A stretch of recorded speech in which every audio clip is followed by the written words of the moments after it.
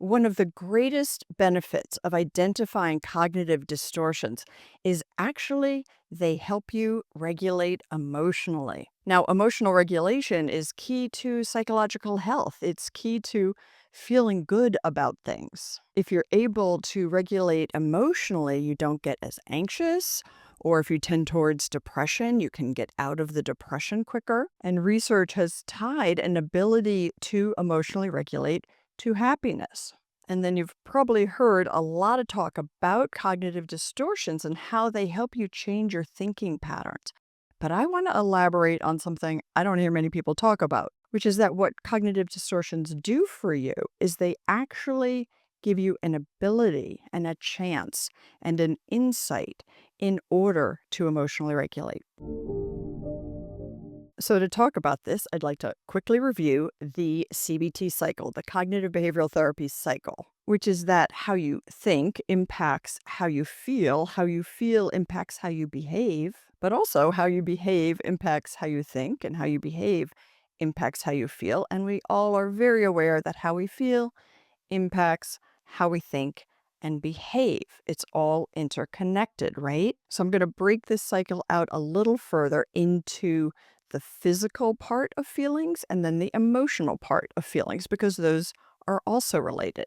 How we feel physically impacts how we feel emotionally, and those both impact our thoughts and our behaviors, right? And of course, how we feel emotionally impacts us physically and then impacts how we behave and think. Okay, that's the basic of the cycle. Okay, let's talk through a couple of quick examples. Let's say you had a big presentation at work and you did it, but you think it went really badly. Your thoughts are that you screwed up. Your thoughts are that people are judging you. You think that either you won't get that promotion you want, or perhaps maybe you'll get fired. But your thoughts are just going mad. While you're having these thoughts, they're generating anxious chemicals in your body. That's the physical piece. Emotionally, obviously, you're feeling anxious. So then your behavior might be to work really, really, really hard, put in more and more hours of working, which then is going to set you up physically to be more exhausted, more stress chemicals, more in a panic mode about what you're thinking, about how you're performing, and the whole thing spirals out of control. Other people with a scenario like this, the behavior might be hide under your covers, like call in sick for a few days. Avoid your boss because you don't want to hear the negative feedback. Or your behavior might be to blame a coworker, which long term is not going to help you at work. So there are many, many examples of how this cycle could work. Let's say you're dating somebody and they break up with you. Even though you kind of knew the breakup was coming, and even though you weren't totally into the person, you really didn't want to be alone. And now that you've been broken up with, you are feeling like, I am just worthless. I will never find a partner. There's definitely something wrong with me.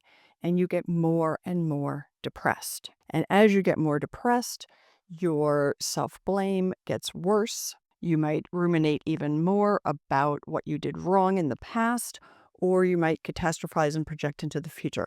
But either way, the thoughts are contributing to the body feelings, the emotional feelings, the behaviors, and everything is just spiraling.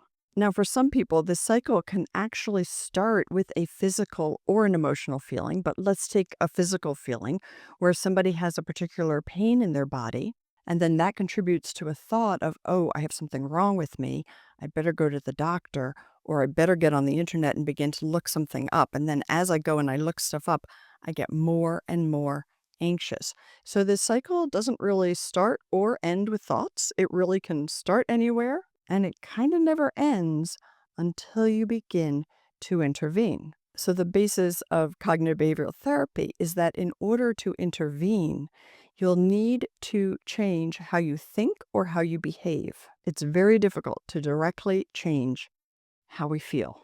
Working as a therapist for 20 years, people would come into my office and they'd say, Barbara, I don't like how I feel. I want to change how I feel. But you can't actually directly change how you feel for the most part unless you change some behaviors or some thoughts.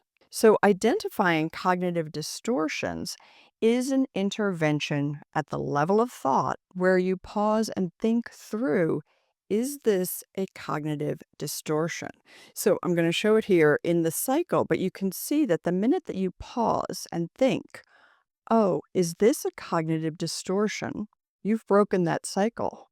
And that's the key to changing how you feel, whether it's anxiety, depression, anger, anything else, because all of those emotions generally we get stuck in the same spiral. So when you pause to think through, is this a cognitive distortion? You can then think through, okay, which cognitive distortion is it? And again, you're diverting your thoughts so that you are looking at your thoughts and you are analyzing them. You are not totally consumed by them. You're not totally consumed and in the middle of this horrible cycle. You're taking a moment simply by doing this and stepping back.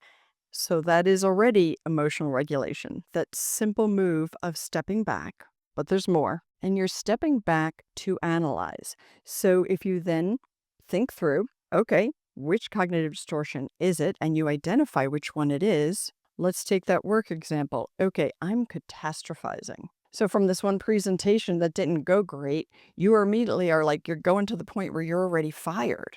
So you identify that as catastrophizing, and you can say to yourself, okay, I'm still thinking it. Part of me is still thinking of it. Part of me is still feeling like that's what's going to happen. But I'm identifying it as catastrophizing. So I know I need to bring myself back to this moment. So that thought and that identification can impact your behavior so that you diaphragmatically breathe or call a friend or go for a walk because you've identified that since this is a cognitive distortion, it's distorted, it's not true, I'm not thinking clearly. I'm going to do something to try to physiologically relax. And then by taking that deep breath or going for that walk, you've begun to emotionally regulate. So let's take the example of somebody breaks up with you. If you're able to pause when you get caught in that cycle and you're feeling horrible and you want to just hide under your blankets, if you're able to say, okay, is this a cognitive distortion? And if it is, which one is it? So obviously there's catastrophizing in that example I gave of like, nobody will ever want to be my partner. I'll be alone the rest of my life. That's definitely catastrophizing. It's not true. It's not a fact. We don't have to respond to it as if it's a fact with our physical being and our emotional being and our behavior. And then there's also in there the cognitive distortion of blame. You're blaming yourself. You're probably feeling guilty. Feeling guilty goes with depression. And just letting those thoughts go makes you feel worse and worse. Whereas if you're able to step back and say, I am personalizing this, I am blaming myself, and I'm catastrophizing. None of these thoughts are facts. Simply by talking to yourself that way, you can begin that emotional regulation process and then implement a different behavior. Get up, put on some music, dance, call a friend, do something you love, whether it's digging in the dirt, walking your dog, whatever it is this behavior I'm now choosing something that's going to help me get out of this feeling state and get out of these thinking patterns, even if it's just temporarily? So, all of that is regulating your emotion. Like, I know I feel horrible. I feel totally depressed, but I know I'll feel better in a couple days. I know part of the reason that I'm feeling this bad is that I'm telling myself horrible things. Now, of course, this is not that simple to do. It takes practice, it sometimes takes some guidance, but you can do it and it can help. We get stuck in these patterns of thought, these patterns of self recrimination, I think is the word, blaming ourselves, telling ourselves horrible things, really negative self talk. And then it just cycles with all the emotions that come from that. And it is possible to rewire this. So I do have a free webinar. I'll show it here on the screen. I think I can put a QR code on the screen now so you can just shoot it. If you'd like to register for it, it's called Rewire Your Brain for Joy and Confidence. And it's about all the ways we can actually change the neurobiology of our brain through either thinking about things differently or enacting different behaviors. A lot of people have found it really useful, so definitely check it out. Let me know what you think about this. Let me know if you have thought through how cognitive distortions can help you with your emotional regulation. Comment below, and I will see you next week.